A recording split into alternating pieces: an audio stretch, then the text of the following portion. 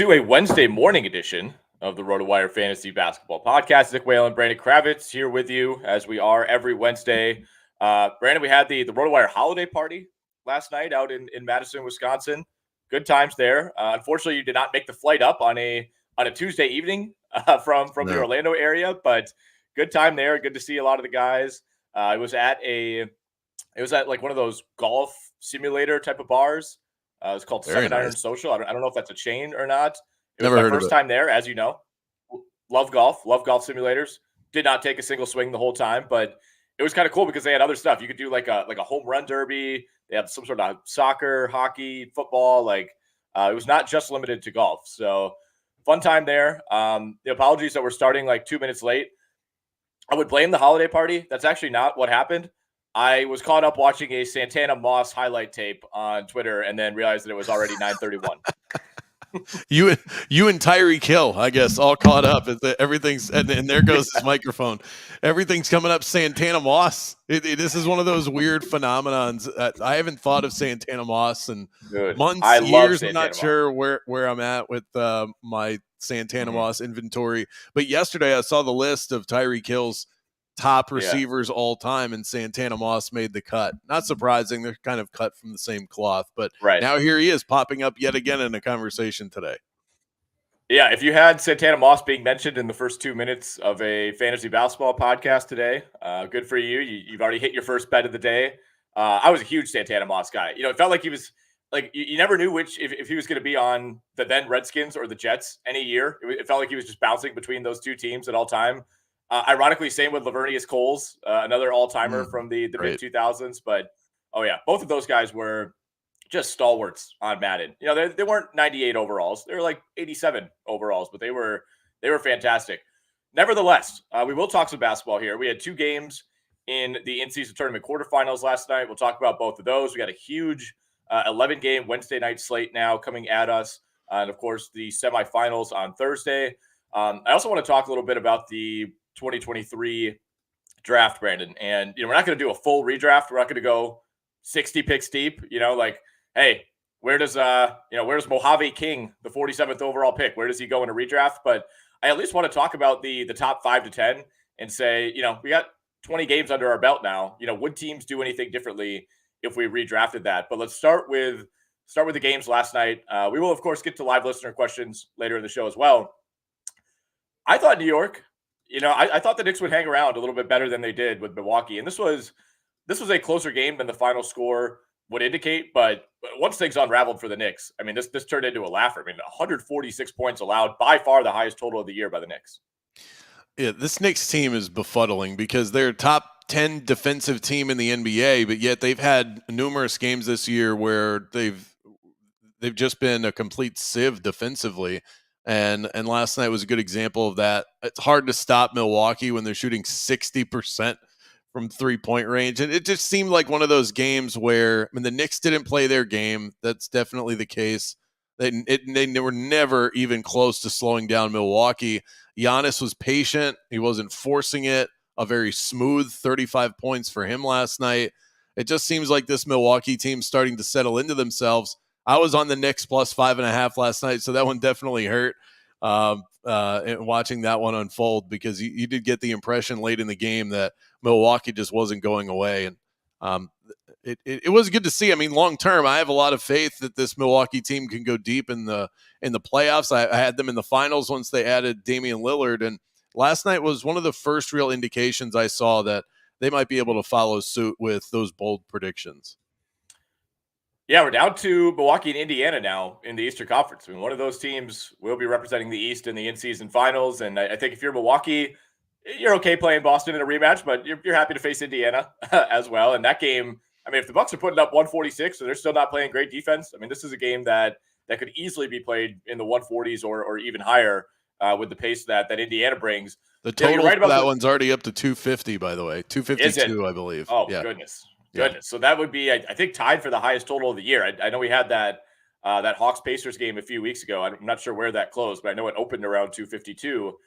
Yeah, that makes sense, man. I'm actually seeing it at 254.5 at DraftKings. So it keeps climbing. It opened at 252 and it's on the rise.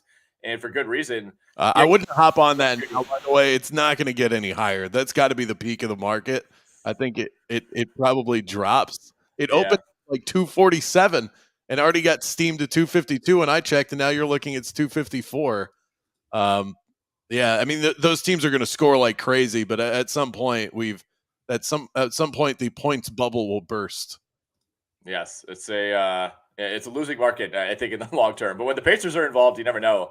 Right. The 3-point shooting for Milwaukee, we were talking about it, with some guys watching last night, and it's so simple, and it applies to basically every team in the league. But look, if you're getting 6 threes out of Malik Beasley, and you're getting 5 more out of Cam Payne and AJ Green, and Marion Beauchamp is getting into the mix, like that solves a lot of things for Milwaukee. That doesn't just snap your fingers and all of a sudden you're the best team in the Eastern Conference, but for an offense that has looked a little bit clunky, it hasn't been the main issue for Milwaukee by any means, but there's been a lot of my turn, your turn. Why are we not seeing more pick and rolls between Dame and Giannis? When you got your role players knocking down open threes, it's going to make your offense, look so much better on any given night. Yeah, and it was just coming so much easier for Milwaukee. It felt like every time New York was in transition, it was a slog for them, and sort of one of those where everything just looked like it was more difficult for the Knicks. And what about Julius Randle? Oh, he goes off for 41. We've seen this guy score under 10 points multiple times in the last couple of weeks. I cannot get a hold on what Julius Randle is this season. I'm sure I would think that we'll get questions about him today on the live chat, but yeah, you're right. It does come down to those role players at home knocking down threes. Once that starts to happen for any team in the NBA, they're really tough to beat. Yeah, I'm glad you brought up Randle. Very weird player, very weird career. I love that his nickname on Basketball Reference is Beyblade. That makes a lot of sense. He plays exactly like a Beyblade would. Just kind of, always spinning his way into the lane with the elbows out. 2-time All-NBA, 2-time All-Star. He's got the Most Improved Player award as well. I think he's going to be a really interesting case as far as like how do we remember Julius Randle. We could talk about it fantasy-wise, of course, as well. But there's like the variance in terms of just efficiency year to year. He'll shoot 52% one year, and then 45 the next, and then 41, then back up to 46. This year, 3-point shooting has been a disaster again. Obviously he's not on a Hall of Fame trajectory, and yet this will likely be the 5th time in the last 6 years that he's averaged 20 plus and almost averaging a double in that span. Like, to me, is he kind of like the new DeMarcus Cousins? Like, I feel like Pete Cousins was maybe a little better. Yeah, because I think Cousins would sort of give you that well-rounded fantasy performance more so than what you're getting from Julius Randle. And I misspoke. It was that I was thinking back to that 6-point outing back in early November against the Cleveland Cavaliers. That one still sticks out like a sore thumb for me. But I mean, nothing close to 41 as of late, and you just can't rely on that as the general point. But he's not giving you anything in the blocks or steals department night in and night out. Rebounding is there. Assists are all right. He's just one of those guys that he's hard to rely on to be any sort of consistent producer for your fantasy team. But he's also hard to get rid of because of what he can do last night. I mean, he's fantastic in points leagues, right? I mean, if you're not really worried about the efficiency, and especially if you're playing in a league that doesn't value turnovers, there's a lot to like about Julius Randle. But I think he's always going to be on that line of, how effective is he in real life versus some of the raw numbers that he puts up. 41, 6 and 5, but you lose the game by 24 points. Certainly, he was not the reason. I mean, he was efficient last night. 14 of 19 from the field, 11 of 12 at the line. I thought Milwaukee did a pretty good job limiting Jalen Brunson. I mean, part of it was Brunson just wasn't hitting his threes. He was 10 of 22, 5 of those misses were 3-pointers, 0 of 5 from beyond the arc. He didn't have a great night at the line as well. It really kind of felt like Randle and RJ Barrett were the only guys who were consistently able to beat this Milwaukee team. I mean, Mitchell Robinson was completely shut down. Quentin Grimes took 1 shot in 18 minutes, and you got the Hart, Quickley, DiVincenzo trio off the bench. Those guys were fine, but they were outplayed, frankly, by the Milwaukee bench. Yeah, and one of the reasons I liked New York going into this matchup, not only were they more cohesive unit coming into a game like this, and for whatever reason, I felt like that mattered going into an in-season tournament game, even though in some ways it's still just a regular season game. So I've got to figure out a way to parse that properly. as far as how I value these games in the tournament. But I liked their size going up against Milwaukee's size, and I think some of that played itself out. What didn't play itself out was that the guard play for New York was downright atrocious, and you saw every guard on Milwaukee's team fill up the stat sheet. So that seemed to be the difference there. It was just one of those games where Milwaukee was going to beat whoever they played last night. They were too locked in offensively, and once they got that crowd behind them, they were impossible to stop. That's just Adrian Griffin, a veteran head coach who no one has questioned this entire season. That's what he does. He gets his team ready in these situations. Yeah. Is that how it's going up Bucks there? And Pacers in the Eastern Conference side of the bracket. Yeah. It's been nothing but positivity when it comes to Adrian Griffin. I can tell you that. Milwaukee, 4.5-point favorites over the Pacers in the semifinal tomorrow. Like you said, total up to 254.5. The Pelicans and the Lakers are the other side of the bracket, Brandon. Pelicans 2-point dogs against the Lakers. Keep in mind that these games are neutral site, so there's not going to be a true home court advantage for either Milwaukee or LA, despite them being technically the higher seed.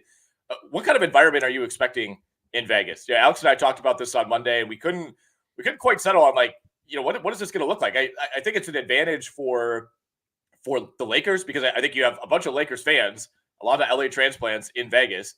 You got some people that are willing to make the trip from LA. I don't know if you can say the same thing about New Orleans. I think this will have it'll be a mix of like a Final Four and like Summer League, where I'm not expecting this to be like an overwhelmingly intense crowd. Yeah, I would say Summer League on steroids might be the best way to put it. You also have a lot of people in the stands that they'll just be cheering on whichever team they placed a bet on that night. So you could factor that in. The Lakers, I'm wondering if this plays a role at all in terms of neutral site, an unknown sort of environment. The fact that the biggest stars on that team played and excelled in the bubble in 2020. Not that these are real fans that are going to be in attendance, but it is sort of an odd NBA environment, and they know what that feels like and how to mitigate those distractions if there are any.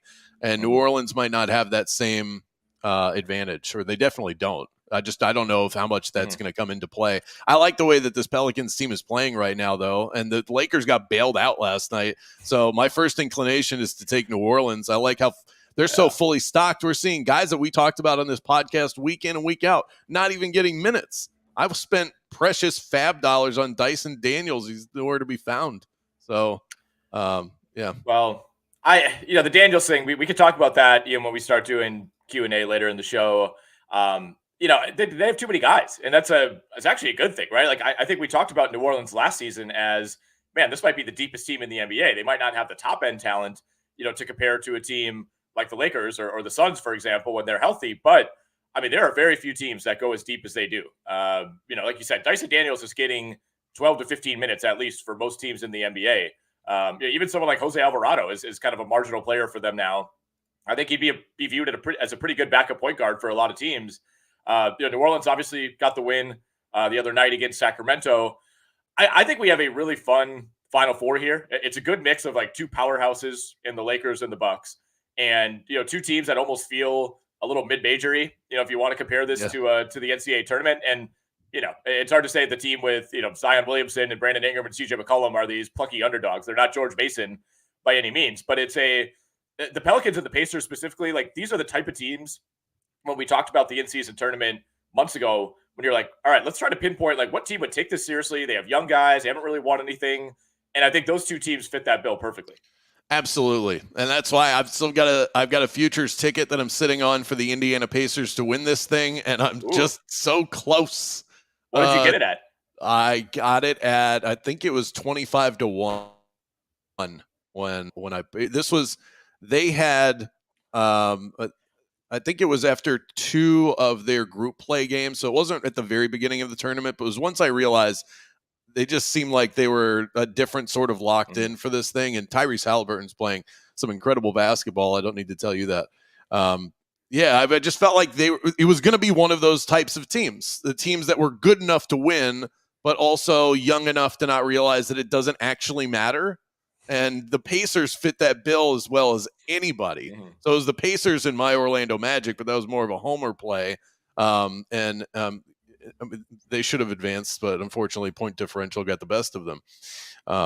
But yeah, I'm actually surprised that you see teams like Milwaukee and the LA Lakers and those teams advancing the way that they have. And these guys have cared a lot more than we thought they would. I thought Kevin Durant looked heartbroken that he wasn't able to move on and go to Vegas. Jason Tatum, same thing. I did not think that we would see that from the league's top stars. Yeah. Jaylen Brown, maybe not so much. He seemed to recover from that loss pretty quickly, and that's about what you'd expect. But we've heard player after player over the last couple of weeks. It's one thing to go as far as Halliburton did and be like, I'm a loser, man. I've never won anything. I want to win this thing. Right. But we've seen, Damian Lillard, Zion, like guys are talking about, $500,000. Like I realize, I make $50 million. It's not that big of a deal. It's a big deal to a lot of people on the team. Your 9, 10, 11, 12 guys who aren't making that much money. I mean, that's basically what half of their salary for the season if you're on a minimum. Guys who I think it was Zion said, it's like, it's something that you could just kind of give to your family, which great. If you have the ability to do that, that's fantastic. Awesome. That means you're doing pretty well. If you can hand your family $500K, but I was skeptical that the money would matter. And it feels like it does. I guess maybe we're just thinking of these guys as being so wealthy that $500,000 is a drop in the bucket. But the way they've talked about it, I think the money is enough of a motivator. I still would like to see something a little bit more, I wouldn't say tangible. I guess it would be more intangible, like something that relates to the season a bit more to be on the line, because I just wonder, long-term viability, is the money thing going to be sustainable? I think what's sustainable is that these players have cared. And so whoever wins is going to feel an enormous sense of pride that they get to carry with them through the remainder of the season. It's clearly hurt those that have been knocked out of this tournament. I can tell you on a local level, the Magic players were heartbroken that they weren't able to move on. And like I said, we've seen even some of the stars that should know better than to care about this, and they've still been bothered by it. I think that is the tangible or intangible that moves forward into next year. That I think when it started, would you agree that it felt like some of the guys, the biggest stars in the league, were going to act like they were a little too cool for this, and that was going to be the problem? And that hasn't been the case. So by next year, everyone will be, it won't be nerdy to care about the in-season tournament, even though I don't know. I think that might have just been a made-up media narrative that never really was going to exist in the first place. I think so. And I think my fear at first was that the players were just going to be, taking the company line and being like, yes, I love the in-season tournament. But I actually think it's genuine, hearing these guys talk about it. Like, I think the league has encouraged, especially players like LeBron, to try to sell the other players on it, because if LeBron cares, then other guys are going to care. Exactly. But I don't think it's just him doing PR for the league. Like I think he genuinely cares, and I think a lot of these guys do. And the other thing is, I'm trying to think of an example of something that's been implemented like this, like in my conscious sports fan lifetime. Like it is weird to be in year one of this. Everything else has just been going on forever. Like the NCAA tournament has been happening forever. Like, I guess the college football playoff maybe would be the best comparison. Yeah, it's only been around since 2014, so we had to wrap our heads around that. Yeah, and it's not the perfect system by any means. I think this is a much better system in terms of fairness, and there's reasons for that, smaller league, all that. But it's one of those things that I think seems shocking at first. If you don't like it, you're probably thinking, oh man, this is going to ruin the league. And then you're probably 2 or 3 years from now, it's just going to be part of your life, and that's that. And you continue to. You build history, right? Like the first one, there's nothing to compare it to. So, I think it's special in some ways, like, especially for someone like LeBron who cares about the list of accolades. It's like, won the first ever in-season tournament, won the championship in the bubble. Those are unique achievements. But I think this is something that as it continues to build and time goes on, it's going to get bigger and bigger, and players are going to care. It's like, if the Lakers win it, can they repeat next year? Like it's just kind of another thing to add to a resume. And look, they're going to play these games anyway. I think that's a big factor in all of this too. Yes. It's not like these are additional. There's only one additional game, and that's only if you make it to the championship of this thing. And by that point, obviously, you're completely invested in winning that one extra game. But I think we all sort of started to view it in a similar way to the way we react to the NFL's Pro Bowl, where it's like, come on, do I really want to be a part of this? Yeah. Well, If the Pro Bowl was something that you are already doing in the middle of the season anyway, then yeah, you'd care more about it. But because it's this ancillary, I've got to then put in extra effort to go and do this at the end of the season when the grind is over. It's easier to just kind of scoff at it and say, yeah, you go do that. I'm not interested. These guys were already going to play. They were already going to be motivated for these games. This just gives them a little extra seasoning in the meal. I like it. I like it. Seasoning. Let's talk a little 2023 NBA draft. After that, we will get to the live listener questions. So keep throwing those in the chat there. We will get to them. And we'll just kind of go chronologically through that list in about 5 or 10 minutes. But we are at the quarter point in the season, Brandon. I like to do this at least 2 or 3 times per year, just to check up on the NBA draft. We're not writing anybody off. We're not saying anybody's going to be a future Hall of Famer, except maybe Wembanyama. Who, by the way, is no longer the favorite for Rookie of the Year. I noticed yesterday while perusing the DraftKings Sportsbook, Chet Holmgren has overtaken him. But we're not talking Chet Holmgren because he is not a part of the 2023 NBA draft. So I want to just go pick by pick, and we can kind of debate, all right, if this team had to redo that pick, who would they take? Is there anything we have to say about number 1? I think it goes without saying that Wembanyama still goes there. Yeah, no doubt. We've still seen enough of his freakish talents on display. Hasn't put it all together yet, but we've seen enough to where there's still no chance in hell you'd ever pass on that. So yeah, that's a no-brainer.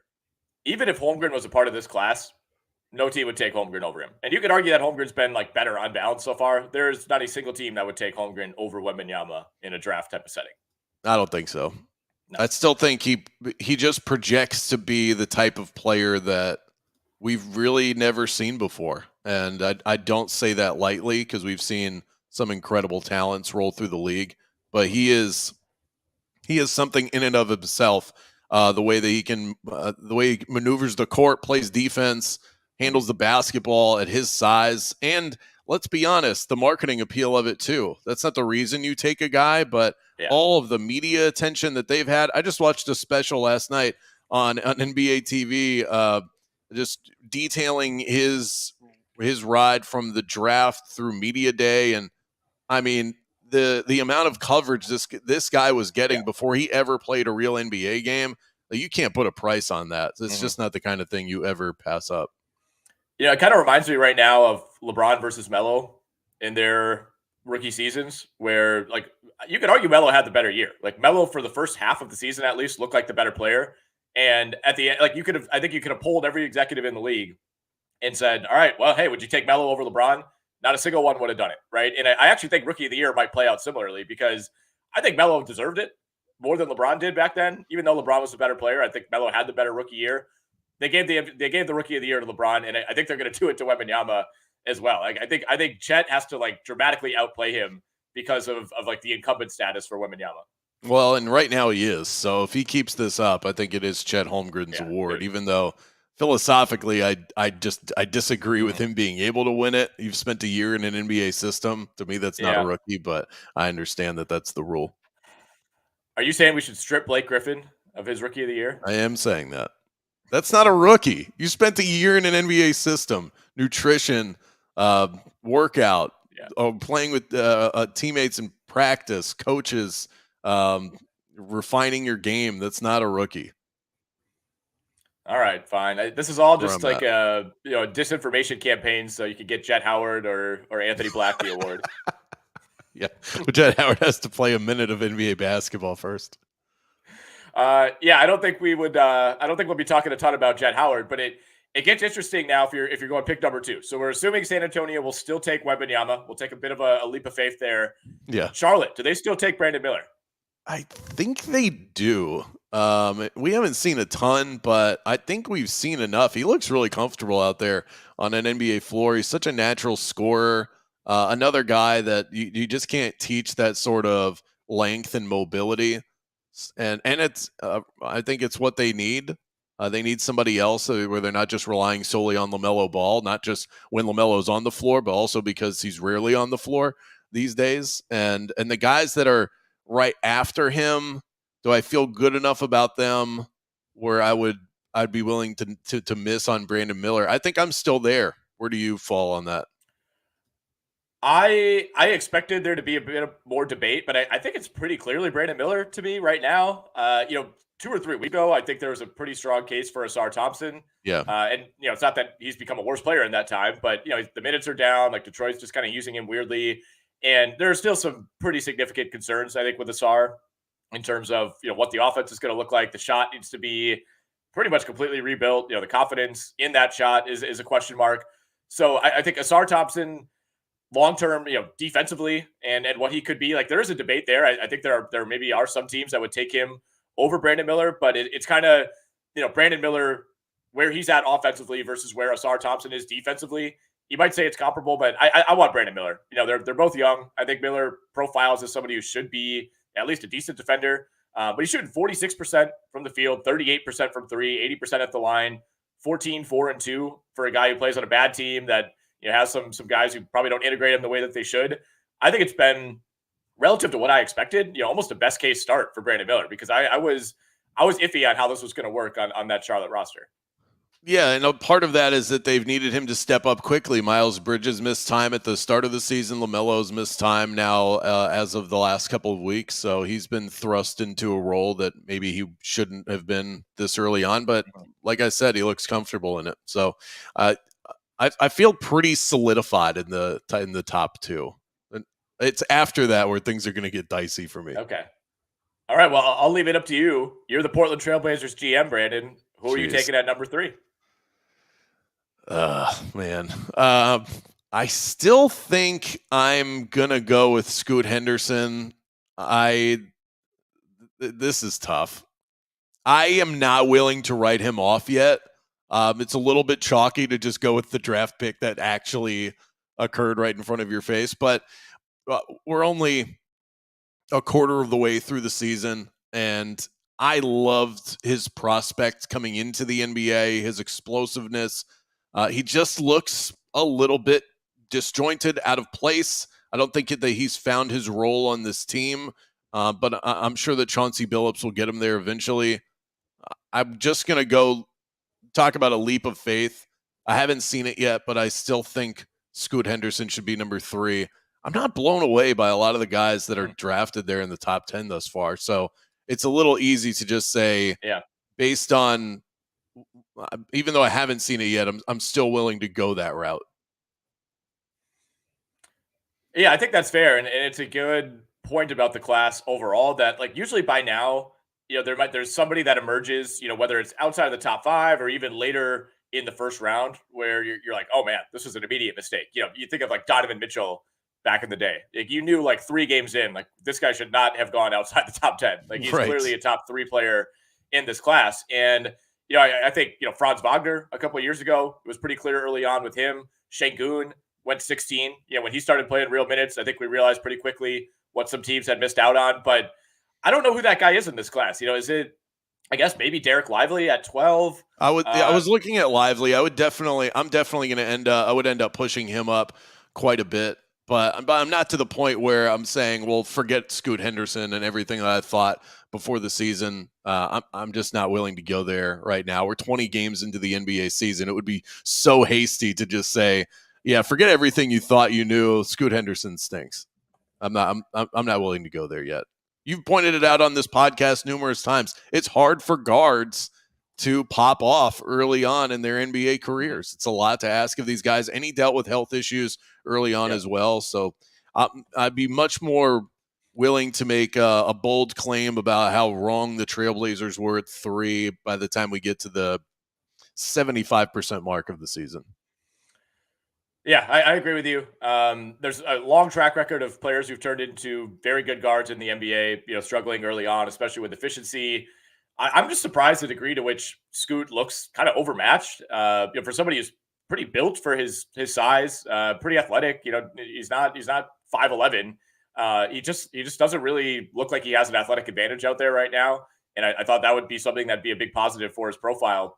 With all that said, I think there's still a pretty strong case to keep him at number 3. I certainly wouldn't move him up, but I don't know if anybody has like snatched that spot away from him, right? And that says a lot because it's like Scoot's played pretty badly. Like he's been a pretty big disappointment so far, and there's still nobody where you're like, yeah, I think I would for sure have that guy this is It's where also team specific, Nick, because let's not forget what the Portland Trailblazers did. They moved off of their star guard. They kind of had to bring in a new point guard to usher in that new era and make it seem as clean and seamless as possible. So I'll go back to the same thing I said about Wembanyama marketing. That's not the reason you make those picks, but when you're trying to put the icing on the cake, that is one of those things that makes you feel better about it. Scoot Henderson as the direct replacement for Damian Lillard, even though you knew it was going to take time, I think is part of the evaluation of that draft pick.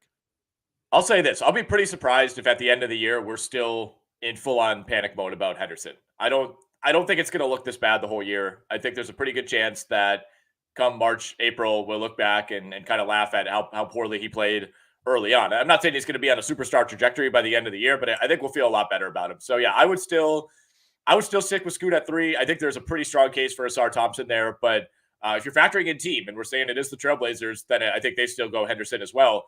Can we pretty confidently say we flip Amen and Asar? And it's not really anything that Amen has done. He's barely played. Well, it's not a knock against Amen. It's a credit to Asar. I already felt like going in, they were pretty close. Obviously, the NBA felt the same way. They were drafted back to back, and we've already seen that Asar Thompson is a really good NBA player. He's the only guy that I was looking at where I would be able to confidently say, okay, maybe the Blazers should have gone in that direction, but I still think there's enough upside with Scoot Henderson. No doubt in my mind, especially with what Ime Udoka wants to do defensively, and he has turned this team around. Asar Thompson would fit them perfectly. So that feels like a very real swing and a miss as of right now, not knowing what Amen Thompson's going to turn into. Yeah, I still think, with the men, it's just such a incomplete grade. The guy's played 4 games. He's played 67 total minutes, and it's going to be tough because Houston's playing pretty well. They have depth. I don't know that they're going to be, looking to get him out there for 30 minutes a night like Detroit was with Asar for a while there. So I think for now, you have to lean Asar Thompson, but genetically, Brandon, Amen should be able to do a lot of what Asar does. So I'm not out on that one either. I think, so we're going Wembanyama, Miller, Henderson, Asar Thompson. Are we giving Amen the benefit of the doubt? Is he still at 5, or is that where Derek Lively slides up? Do they need a Derek Lively when they have Duran? This is where it's tough to place men because we haven't seen it. I think this would be where the Pistons are so directionless. They just need the best player that they could possibly get their hands on. Derek Lively has already looked like a legit NBA talent. So yeah, I will confidently put Derek Lively. I'm gonna slide him up to the 5 spot where the Detroit Pistons end up with Lively. And that gives the Pistons a 7th center on this roster. So exactly. They a little bit of a glut. Yeah. Yeah. Well, they don't seem to care. Why not throw another one in the mix? With Lively, it's tough because you do wonder what the ceiling is. And most of the time, if you're taking a pick in the top 5, you're not saying, I hope we get a good role player center, for the next 10 years. But I think that's exactly what he's going to be. And, there's a lot of classes where you redraft and say, all right, who are actually the most, the 5 to 7 most valuable players in the draft. You're not going to get 5 like perennial all-stars in any class. You're going to get guys who are impacting the game in other ways. And, there's a lot of players that went in the top 10 who have really not done anything yet. Anthony Black, Jarris Walker, Taylor Hendricks has played 2 games. Jett Howard, like we talked about, he's played 5 games. So like Lively pretty easily passes just about everybody who went ahead of him in the middle of the first round. It's just a question of, do you take him over either of the Thompsons or over Scoot? Yeah, and now we're on to my squad, the Orlando Magic, and I struggle with this one because Anthony Black is a pretty perfect direct replacement for Markelle Fultz, and he fits in perfectly personality-wise with this basketball team. He is exactly the type of character player that you need for what this Magic team is trying to assemble. So there are aspects of Anthony Black that absolutely work for this team, but we just haven't seen him really do anything yet. I think I would take a swing here because the Magic still struggle offensively. That is their biggest bugaboo. Keyonte George has shown that he is an excellent offensive talent already in the NBA. I think if I were redrafting today, if I'm really trying to rework and remaster this thing, I think I would take Keyonte George in that 6th spot. I think there's a case for it. I wonder how much he would be playing in like almost any other system, right? Because Utah, just doesn't have a lot of guards. They're kind of just winging it this year. I certainly like what I've seen on the good nights. The bad nights have still been, wanting in some ways, but the scoring has been there of late. The assists have been pretty consistent. He went through a stretch where he was getting a bunch of steals. That's kind of cooled off of late. But he's still prone to some pretty down nights. Still prone to turnovers.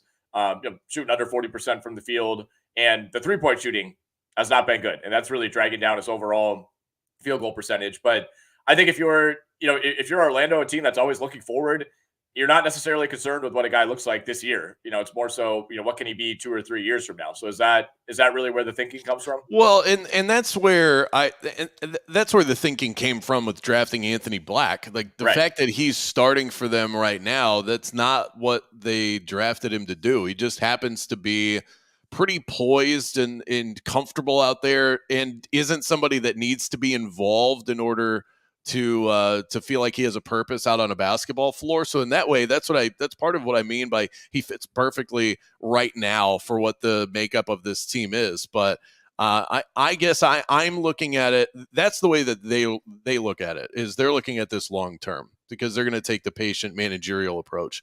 I'm looking at this more of a microwave situation where I want to see this team score the basketball better than they have been. And I felt like there were so many opportunities in this draft for them to attack that at 6, at 11, and they haven't really solved those problems. But it also, you'd have to move like Cole Anthony around and all of that, so it causes a ripple effect of issues. They made the decision they made for a reason, but I think in hindsight, this was a good year to attack the offensive issues, and I don't think they did that. I think there is a case for Jordan Hawkins there. I think, you could maybe make an outside case for like Brandon Podziemski, but the other guy who we have not mentioned, and I think some would maybe even take him a spot higher. What are we doing with Jaime Jaquez? That was going to be the next guy on my list. Yeah. But Jaime is in such a perfect situation. Right. Am I really that confident that if I just put him on any of these other rosters that he's going to thrive the way that he has? When he landed in Miami, I went, oh my God, could this be any more perfect with the type of player that he is, the Heat culture, and he's getting an opportunity to shine early on. I think what we're seeing is very much Heat dependent and not so much Jaime Jaquez dependent. So I maybe if I was like Toronto, because I haven't seen much from Grady Dick, like I'd probably still push him up the draft board, but not much I wouldn't push him into the top 10 based on what I've seen. I think I would. I think he's got to go somewhere in the mid to late top 10. It's like, how do you say you'd still take Taylor Hendricks over him? And, I think, Hendricks, Jarris Walker, who knows, even Koulibaly, he's played minutes, but he's still so raw. Like any of those guys could turn out to be fine.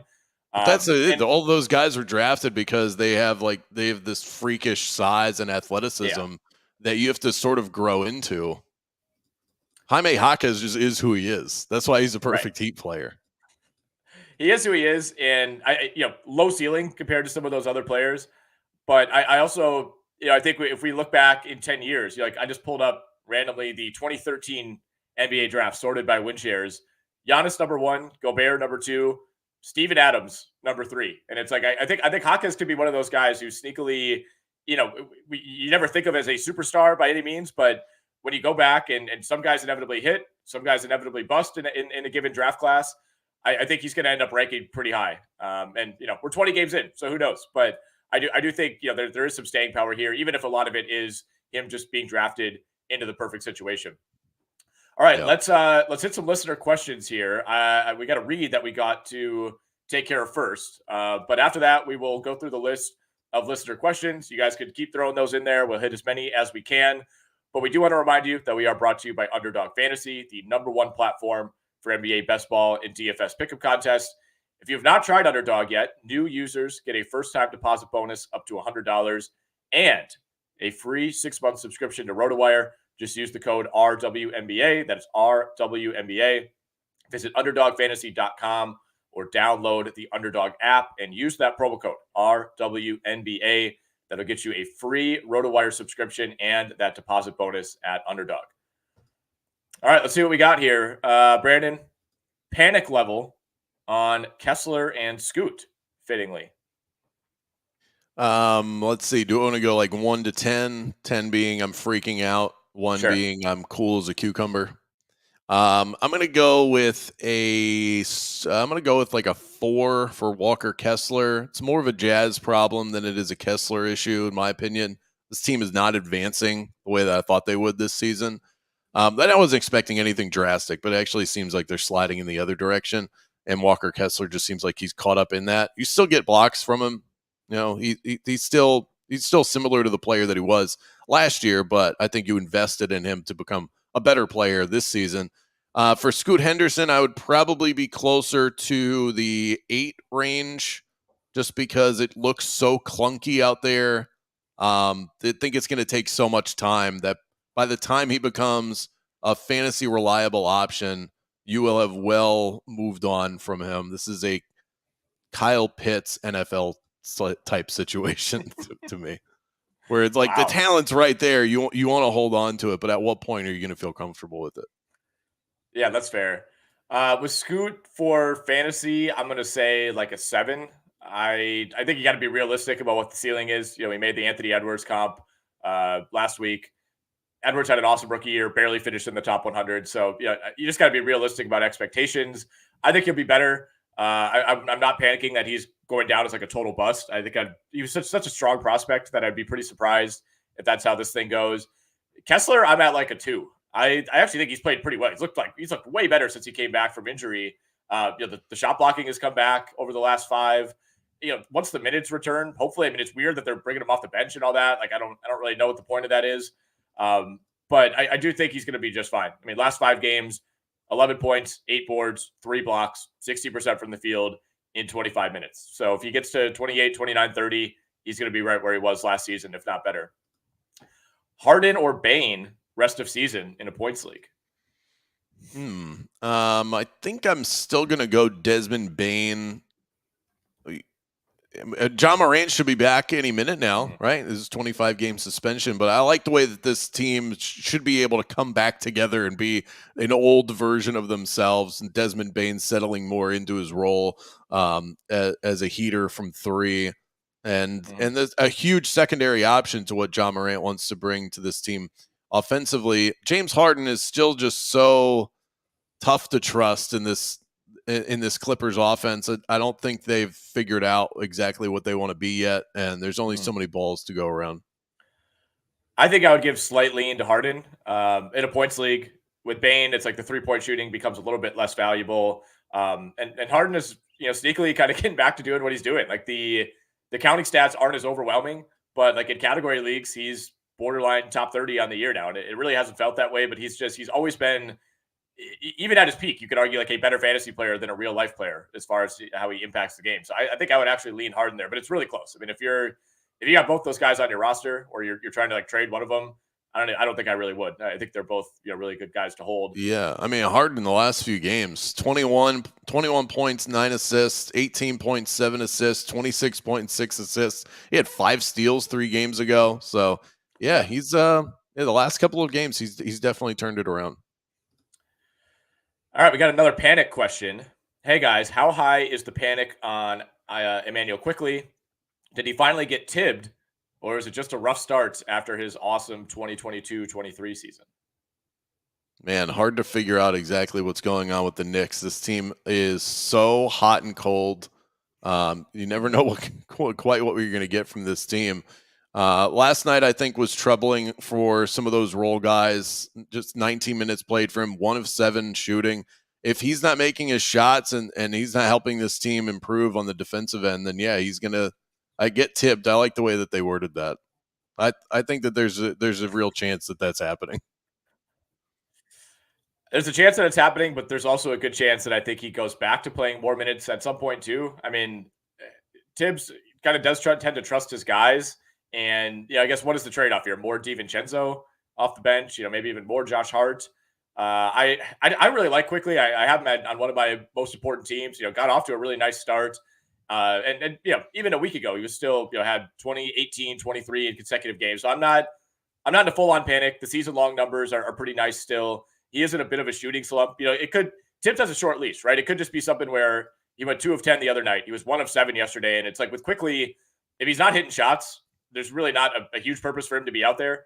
So they have had a shorter leash than you would like. But if we're going 1 to 10 on this one, I would say like a 4 for me.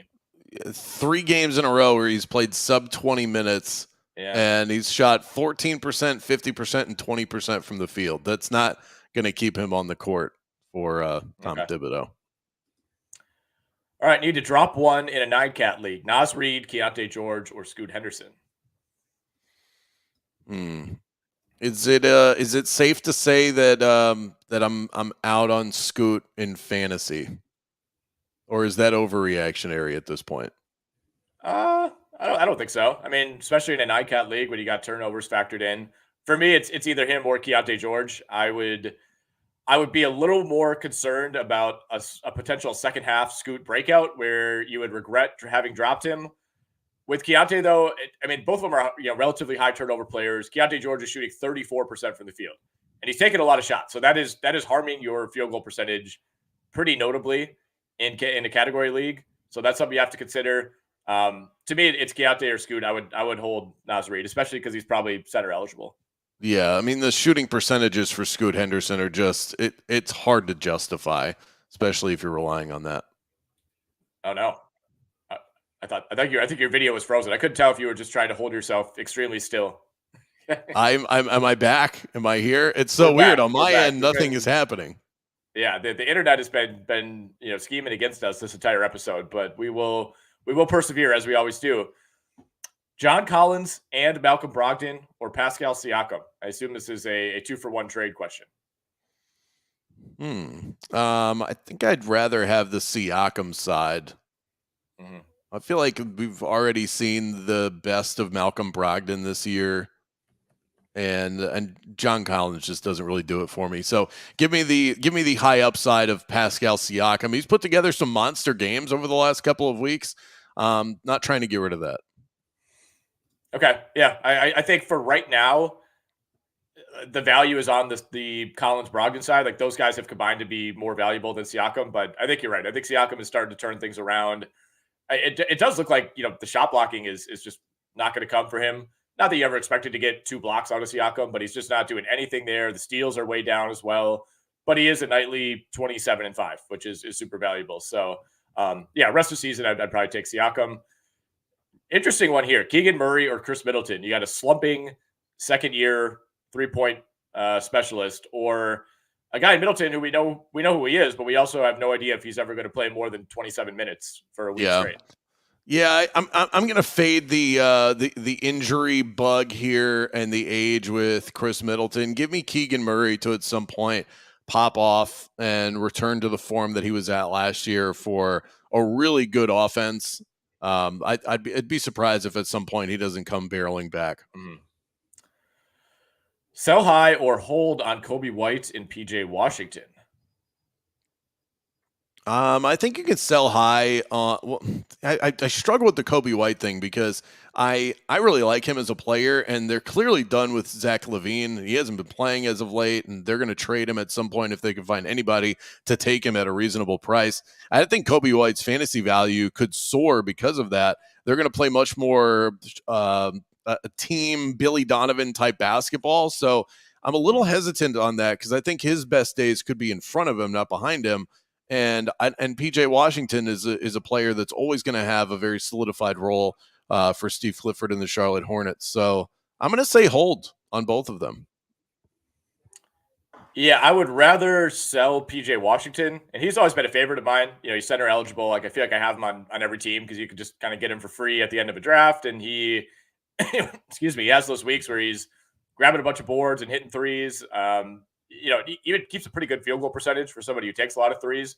So I'm fine holding both of those guys. I have a hard time believing, in a 12-team league that there are significantly better options on the waiver wire. Maybe there are, But you said it on Coby White. Like I would be terrified to drop him because I think Yeah. they're trading Zach LaVine, and Alex and I talked about this a lot on Monday's pod. But there is a world in which they trade him and bring back, I don't know, D'Angelo Russell or something from the Lakers, or a young guard that they want to get a look at. It's not a guarantee that Coby White is locked into 35 minutes a night, but I think if they trade, especially if they trade DeRozan and LaVine, I think that's pretty likely. So I think you're going to want to hold Coby White. You probably got him at the way end of a draft. Maybe he wasn't even drafted in your league, and I think that's going to pay pretty major dividends the rest of the way. Giannis, Tyus Jones, and Mike Collins. I assume John Collins. Giannis, Tyus, and Collins, or Lauri Markkanen, Jalen Brunson, and Jared Allen. Ooh, the Mike Collins thing's throwing me off a little bit. Yeah. Tyus Jones, man. I watched him at the Amway Center a few nights back. They were in town for a back-to-back set. You talk about somebody completely lost in an offense. I mean, it's Kyle Kuzma ball, and then every once in a while, Jordan Poole just starts chucking up shots, and he doesn't know what to do with himself. He just looks completely out of place. I'm sure that he's looking back and saying that he wish he never left Memphis. Yeah, but I'm not giving up on Giannis, though. I'm not trading Giannis. It's a fair deal, honestly, because I think the next three best players in the trade are Markkanen, Brunson, and Allen. So I actually think you're getting a pretty decent deal here. Giannis in a points league, though, I mean, so tough to give up. I get that. But I think there's a pretty strong case for the other side here, too. It kind of depends what you need, what your situation is in that league. If you have Giannis now and you're in like 9th place and you're like, it's just not working, I would say switch it up. I almost view this as like a 2-for-3 type of trade, because between Tyus and Collins, you never really know what you're going to get week to week. Whereas Markkanen, Brunson, Jared Allen, those guys are way more consistent. Yeah, and Brunson, you're going to get that usage from Brunson. Leads the league with 8.2 minutes of possession time per game. There's not a lot of guys that are gonna give you that. So I agree with Nick in the sense that it really depends on where you are in the standings. But if my team's doing well right now, I'm keeping Giannis. Yeah, good point. Good nugget on that Brunson stat, by the way. Let's see. We got a question from Cow Chad TTV. How much panic for Pistons not named Cade rest of season? Is this massive hit everyone is taking purely Bogdanovich's return? Coaching? Are they just the Cleveland Browns or the NBA drafting bad players? That all the above is very possible. Yeah, the return of Bojan has gone about as expected. I still don't really know what they're thinking, because the Detroit Pistons don't operate on logic like some other franchises do. So is it a trade audition for Bogdanovich, or is he just going to play 30 minutes a night? Neither of those would really surprise me. You can't trust them night to night. Jaden Ivey will have a week where he plays 12 minutes off the bench, and then he's starting and playing 28 minutes. They're slashing Asar Thompson, of all people's, minutes, the one guy who's been like really good for them this year. They're just a mess, man. They're a complete mess. There's a reason that they've won 4 games in the last like 10 months. Yeah, the Pistons are completely directionless. It's sad. This was a once proud franchise that has no idea what they want to be, who they want to build around. But still, when you look at Cade Cunningham's numbers, I mean, he's still putting up a decent stat line. So I think the panic on Cade Cunningham is a little bit overstated, but I understand if you want to get out of the Pistons business, I'm completely on board with that. Would you trade Aaron Gordon for Jabari Smith in a 10-team points league? Maybe. 10-team league. I mean, you're talking bottom of your roster in a 10-teamer, right? I mean, these are guys that are probably not shifting your fortune one way or the other. I think I would, man. I actually like what I've seen from Jabari Smith over the last couple of weeks. I mean, early on, it felt like, here we go again with him. But, he's still not giving you a ton outside of points and rebounds. You got to keep that in mind. But, shooting over 55% from the field over his last 7 games. He's taking more threes. He's getting to the line a bit more as well. Not that the percentages matter all that much in a points league, but I think I would chase the upside with Jabari Smith, partially because, like we said, it's probably your last spot, in your starting lineup, or maybe even a bench spot. So I'd rather play with some upside there. Right. Yeah. There's still a chance that he explodes into a different level of player. Aaron Gordon is extremely comfortable and solidified in being the defensive stopper for the Nuggets. If you absolutely have to get a bucket, it's mostly putback opportunities for Aaron Gordon. They have enough guys that can score the basketball where he can go games where he's just simply not involved, and that's not a discredit to him. The fact that he's settled into a spot in his NBA career where he doesn't feel like he needs to score to be valuable. A lot of guys really find it very difficult to ever get to that point mentally. But yeah, with Jabari Smith, I'll be honest, completely pessimistic to start the year. I thought, here we go. There's not enough balls to go around, but I actually really am buying into what Ime Udoka is doing over there, and Jabari Smith seems to be settling into a much more comfortable role. All right. Admiral Nita asks, are Ben Simmons, Wendell Carter Jr., and Chris Middleton buy lows right now? I think I would qualify all of them into that category. I'm not sure that I want to buy them, but they're definitely in the buy low category. Yeah, I think Wendell Carter, absolutely a buy low for me. You know, he was out there in, I think it's one of a 16 team league that I'm in. And I'm like, that, you know, for a player like that to be out there right now, like I get, you know, it's been frustrating. He's been hurt for a while, but yeah, especially if you're in a deeper format, I think, you know, he's somebody that's going to be valuable. Middleton, it's just kind of, you know, what are you expecting versus what do you have to give up? You know, you probably have to trade for him. If you could give up a relatively low upside player, you know, I don't know if you could do like Tyus Jones for Chris Middleton. I think I would consider that. You know, even if Middleton plays 27 to 29 minutes most nights the rest of the way, like he's still giving you what, like 13, 6 and 6, maybe not 6 and 6, 6 and 4 without looking, but he's still a good player. Like he's been fine. It's just, you know, like if you look at his per 36, he's kind of right where he's been for the last couple of years. It's not I'm not convinced that he's like that diminished of a player. I think they're just being really, really careful with his workload, and rightfully so, because his you know, lower body is an issue. Yeah, I mean their goal isn't to be the top seed 25 games into the season. They've got bigger aspirations than that. So and he's somebody who's dealt with injuries, so they're going to play it safe with him. Mm-hmm. Wendell Carter Jr., I still have no idea when he's coming back, but I can tell you that I know that he's working his way back, so it should be sooner rather than later. And good luck guessing on Ben Simmons.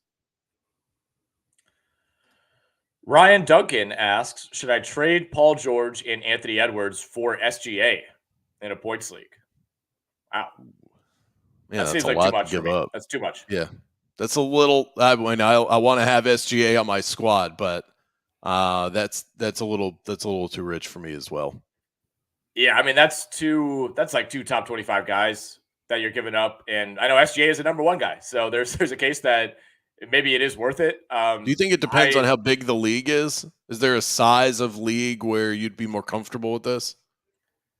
Not necessarily. I don't know. I mean, if it's, yeah, I guess in like a much shallower league, then, you know, theoretically, if you hit on some of your early picks, you might have some other stars to fall back on. That's possible. Like if you had a loaded, if you had a 10-team league and your team is sort of loaded. Yeah, right. I don't know. I think, especially when you're not really worried about the field goal percentage, because that's part of the reason that SGA has been so awesome, especially in category leagues, is he's not only giving you 36 and 6 with 2.5 steals, which is outrageous, but he's also shooting 54% from the field, 94% at the line. I mean, he's having a Jokic level dominant number one overall player season. But in points leagues, those percentages don't really help you as much. So I just don't think the combined value of those two is worth it. You know, if you're just kind of adding up, like, you know, what is the raw production for these two players versus SGA? I feel like it's going to be quite a bit higher. You know, if you say 4 games a week for each of them, Edwards plus George to me is more valuable than SGA. Absolutely. I think if you're in terms of Ryan who asked that question, if you're going through that process where you really want to pull the trigger on that, you've got to look at who's on your bench. Do you feel so confident about who you're inserting into your lineup now that you're taking somebody off of it to where that trade makes sense? So I think it's very roster dependent, but I'm with Nick. I think it's a little too rich. All right, we'll hit 4 or 5 more of these, then we got to be out of here. Let's see. Well, sure. Dennis asks, Aldama or Suggs? I mean, come on. I'm not going against my guy. Jalen Suggs has been playing great. When is Markelle Fultz coming back? That's the question. Because if this knee issue is just going to be something that dogs him the entire year, which I'm starting to think it might be, then to me it's clearly Suggs. Yeah, here's the thing. I'm not sure that it changes Jalen Suggs' stat projection all that much. Markelle Fultz is going to primarily be a distributor in the offense and not a whole lot else more. What Jalen Suggs is giving you is a whole lot of defense, and that's not going away. And his three-point shooting has been a lot better. Markelle Fultz isn't coming back and stealing threes from Jalen Suggs. So as long as that three-point shooting stays up, we know the defense is going to stay there. This guy is he's angling for a new contract. So you're getting him in that sort of that peak motivation portion of his career. Definitely not moving off of him. I think if you got him on your roster, what a steal in fantasy. I didn't see it coming at the start of the year. Did I freeze again? So we have a follow-up on the SGA trade question from Ryan. So he says, Paul George and Ant for SGA, and he'd possibly, be getting Pirtle as well in the deal, which is a nice little sweetener. 10-team points league. He has Ja Morant coming back and Simons coming back. My God, this team is going to be loaded. And wanting to upgrade to get another 50-point per night player. Yeah, in that case, I mean, I'm not going to tell you to not go get SGA. I just think you might be able to do it for less. I mean, Paul George and Anthony Edwards are two big timers, right? And, maybe you think Paul George is going to get hurt. History would suggest he will. In that case, then it becomes much more worth it. I would just see if you could do one of those guys and then another, even offer like Ja Morant and Paul George or Ja Morant and Anthony Edwards, Simons possibly. I wouldn't want to give up both of those guys.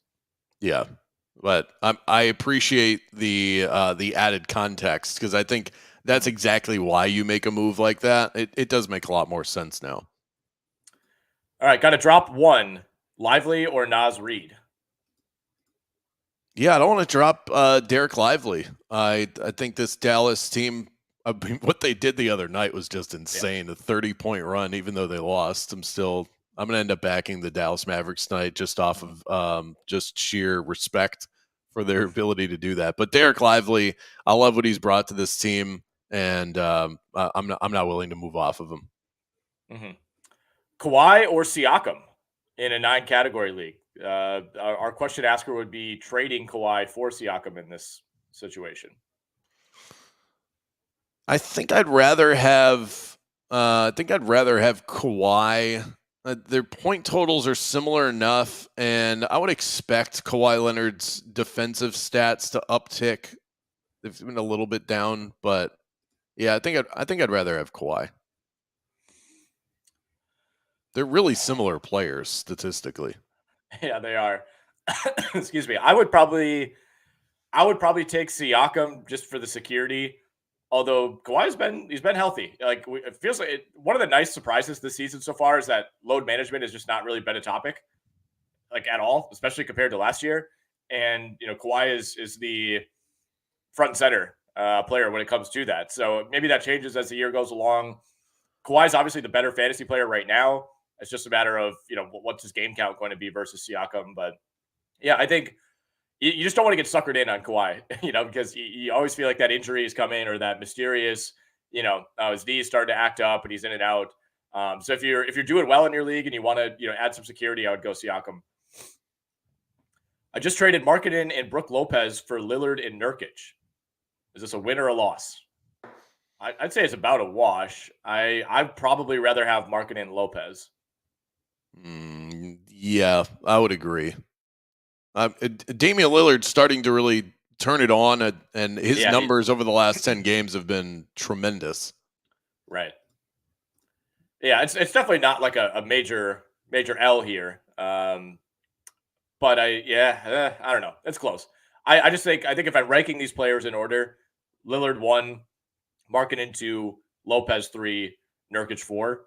So, you got the best player and the worst player in the deal. You gave up 2 and 3. I think usually that's fine. It's just the question is how big is the gap between Lillard and Markkanen at the end of the season? Like, can he climb up to being like the 8th best fantasy player in category leagues? If so, then you probably won the trade. Yeah. Well, if it helps, Markkanen's out tonight, so makes you feel a little better about it. All right.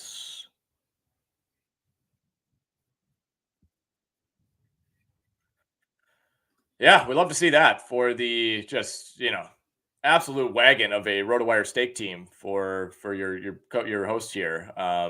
That's the last thing we needed was marketing going down, and this has just been a nightmare situation. Anyway, all right, we got one or two more in us here, Brandon. Let's see. 12-team, 9-cat, punting, rebounds, and field goal percentage. Would you rather have Marcus Smart or Malik Beasley and Spencer Dinwiddie? So I think it's Smart versus Beasley and Dinwiddie. Oh, man. I'm really not intrigued by any of them. Marcus Smart just hasn't been around. And Dinwiddie's been so hot and cold. I think I'd rather have Beasley and Dinwiddie.